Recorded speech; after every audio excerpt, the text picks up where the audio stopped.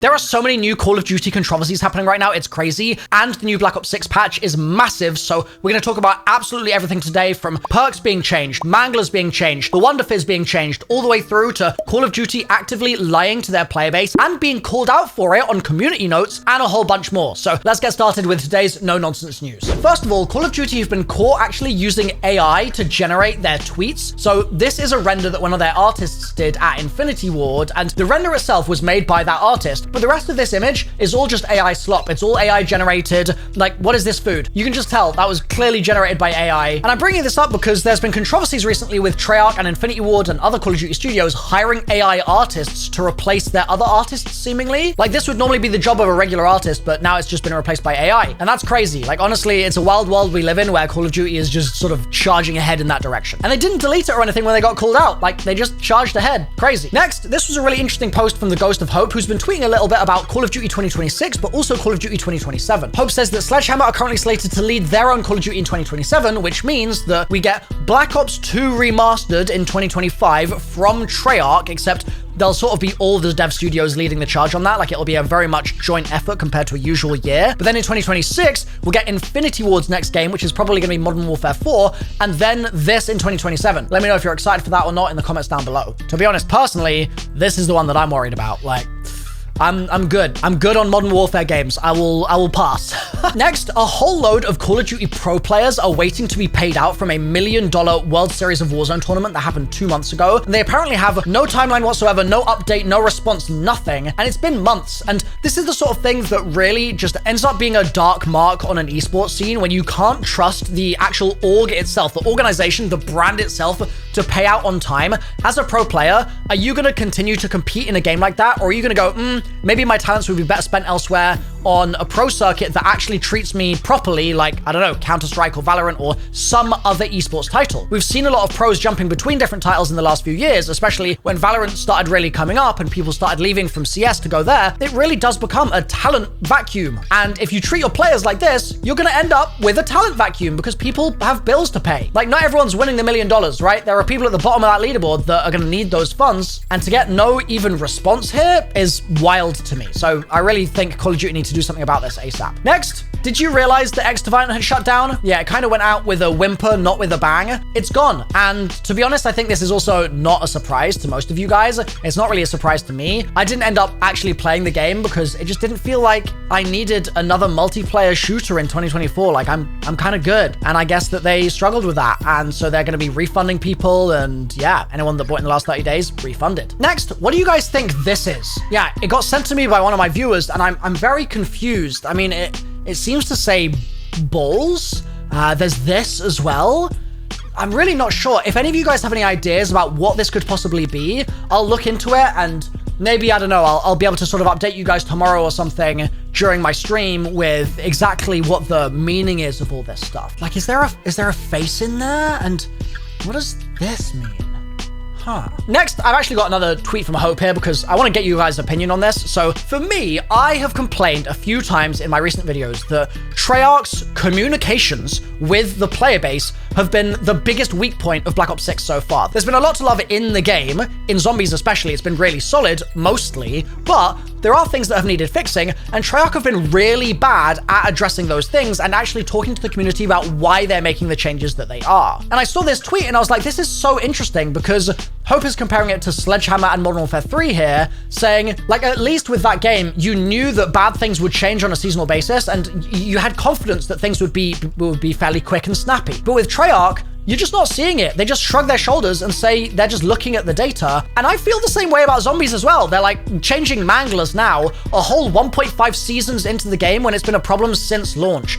Why could they not see that the data was off day one? Like, it feels dishonest for them to say, we're just looking at the data, but then there are things that are so obviously present in the data that you don't need to look at the data for even. It's right there in front of you. So once again, I'm calling out to Treyarch here to say, please fix your communications. They're just not good enough right now. And speaking of which, have you guys seen this? So TACPRIT's been doing some really solid investigations into the overall state of matchmaking and the servers as well in Black Ops 6. And he's said in 20 2024, it's unacceptable. This is the state of hit registration. 20 hertz servers is already bad enough, but it's clear the servers being used are hanging and not performant enough to even maintain 20 hertz properly. So what does this mean, right? What does this look like? Well, with this clip that he's shared here, you can see he's shooting people, he's getting blood splatters on them, and he's not getting hit markers. And this is happening to dozens of people. So boom, you saw the blood splatter just then. Here's a zoomed in close up. There's the blood splatter, but no damage, right? They didn't get the proper hit marker. They just saw the blood. And this happens time and time again. This is another clip where she gets the red blood splatter there. You can see it. And then moments later, she shoots them again and boom, like that was very obviously a hit, red blood splatter, and boom, red blood splatter, but no hit, right? Like actually insane. The hit registration is so bad. This is another clip that went pretty big. As you can see, he's pretty much on target there, and he gets like 3 hit markers that entire time. Like it's nuts. And he's just as confused as I am. He's really incredulous about this. So evidently there's a real problem with hit registration right now. And like I said, TACBrit's been doing some really good investigations on his channel, investigating the servers themselves and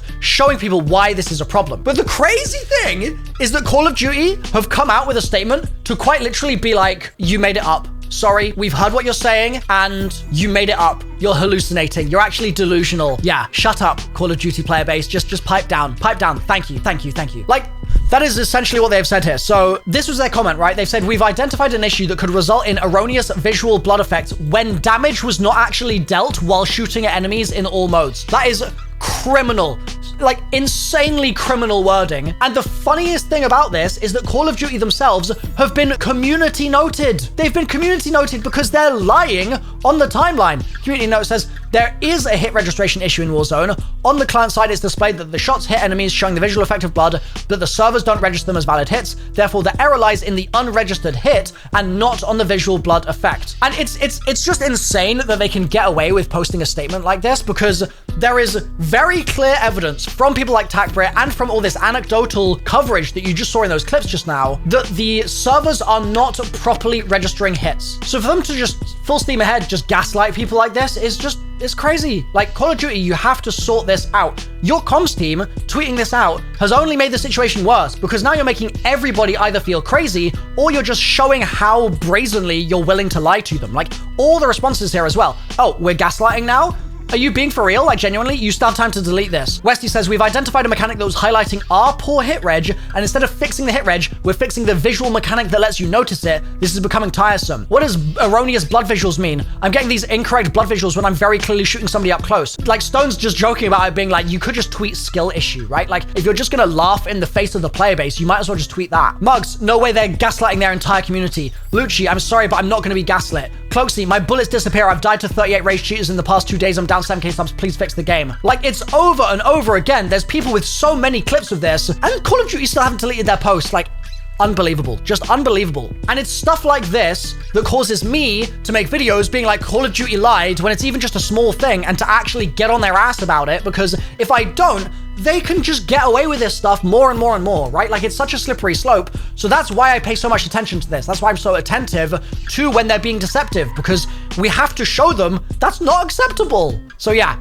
crazy stuff. Okay, let's talk patch notes now. And as you can see, there's a ton of stuff here, okay? So in general updates, they've reduced the number of mangler spawns at mid to high rounds. So we're gonna get half the number we were previously getting. It's going from what, like 4 or something on round 31 to 2, and then it will go from there. They've also implemented a maximum cap on active manglers in the game, ramping up until the cap is released at round 100. And they've reduced the mangler's arm cannon health. So all of that is being done to ensure that the manglers problem that everybody's been having has finally been addressed and goes away. On top of that, they've significantly reduced the length of special rounds by reducing the number of spawns and adjusting the spawn delay rate for those rounds, and they've scaled parasite damage between rounds 31 to 91. However, they've slightly increased damage scaling for base zombies around 150 to 400. So they've actually just made high rounds harder here by doing this. And even though the parasite damage is now scaled from 31 to 91, it's not scaled after that. And those parasites chunk so much of your health at those high rounds. So they're still going to be an absolute menace. They've addressed an issue that would prevent zombies from spawning normally after loading a save. That's good. And an issue where rarely all players would be downed without a way to revive and have to wait to bleed out before the match would end, which I think's happened to me, so glad that's fixed. Also, they've addressed an issue where in split screen, one player would not spawn with the correct loadout. In Terminus, they've addressed an issue where the AFK timer was not present on Terminus directed mode, which is such a crazy thing to fix because quite literally having no AFK timer is how the game should work. Yeah, that's a good thing. That's how the game should behave. But instead, here they are to get rid of the way the game should operate and make it so that there is that AFK timer again. Pain. They've also addressed an issue that caused additional amalgams to spawn in when loading a save, and an issue where using the Beam Smasher's alternate fire on a camera would display immune text, which is something that I actually was kind of Easter egg hunting with on launch day. Like, I was finding cameras that were immune, and I was like, huh, that's crazy, but clearly it's nothing. It's just taken them this long to make sure that we knew that it's nothing. They've also addressed an issue that sometimes caused incorrect iconography on the minimap during the boat race. And on Liberty Falls, they've addressed an issue where an abomination could spawn outside the exfil zone during an exfil attempt, and an issue where parasites could spawn in Liberty Falls, which we all thought was an Easter egg. Like, a lot of people were really excited about the possibility that there might be an Easter egg quest there, but apparently not. And this also is weird to me because if they're spawning in Liberty Falls, that means they're in the Liberty Falls map. Like, they're baked into the code of the map, or at least they were before this fix. So what were they doing there? Like, did TREYARCH plan to put an Easter egg in for the parasites or something? Was there something that got scrapped midway through development? Like, I'm curious about that. They've also addressed an issue where vermin could end up on the roof when attacking a player in some locations, and an issue where zombies could get underneath the forecourt. Then for weapons, they've added the Krig, Sorg, Siren, and Power Drill to the mystery box and the vault/armory. This is something that historically TREYARCH have basically always done with new weapons that get added in the battle pass. Eventually, they get added in to the mystery box like half a season later. So added at Season 1 launch, they get added at Season 1.5. They've also finally addressed the issue where the AK-74 would have downward recoil, and addressed an issue where some weapons would have the wrong rarity displayed. This has been in the game for weeks, so I'm glad that's finally sorted. For wonder weapons, they've addressed an issue where the jet gun alternate fire could be used without a cooldown. If this is a fix to my beloved Melee Macchiato, I'm going to be heated. I'm going to be very, very heated. They better not ruin that perk for me. So TREYARCH, I got my eyes on you. I'm going to be testing this when we do my live streams for the Easter egg hunt tomorrow. Now, onwards to perks. For Juggernog, they've addressed an issue where the reactive armor augment would stun brain rot charmed zombies, and they've improved the lighting on the perk machine. Okay.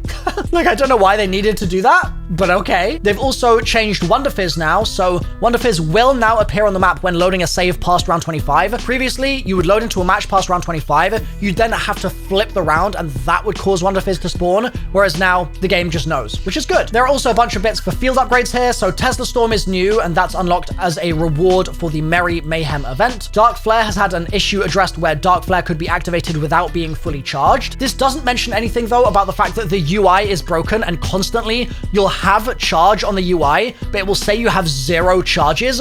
They need to fix that so bad. It's caused me so much strife in my games. TREYARCH, please sort it out. Also, for Quick Revive, they've addressed an issue that caused Dying Wish to not account for armor mitigation, which is so good because amalgams previously were sucking all of your health just all in one go, and they fixed it for Turtle Shell, but they didn't fix it for Dying Wish, so you get insta-Dying Wished, whereas now it looks like that's solved, which is good news. For Ether Shroud, they've closed an exploit that allowed players to go through doors and barriers without unlocking them with the Burst Dash Augment, which was being used for a lot of different exploits. And then on to Gobblegums. Power Keg is being added. It's unlocked as part of the Gobblegum Mania event, as is Time Out, which flips the round, gives you a 3-minute pause, and kills all the zombies. It's pretty crazy. Now, Free Fire's been changed a little bit. They've addressed an issue where underbarrel grenade launchers and papped GS45s would not have unlimited ammo. That's sorted now. Also, grenade, nice. And they've addressed an issue where the player would be unable to use Gobblegums while having a sentry turret active. For Score Streaks, the hand cannon unlock available through the armory for players that did not already unlock it with the hit list event. And for power-ups, max armor will now also fill the player's reserve plates. Let's go! I used to pray for times like this, bro. This is a very good change. This is something that the community's been asking for,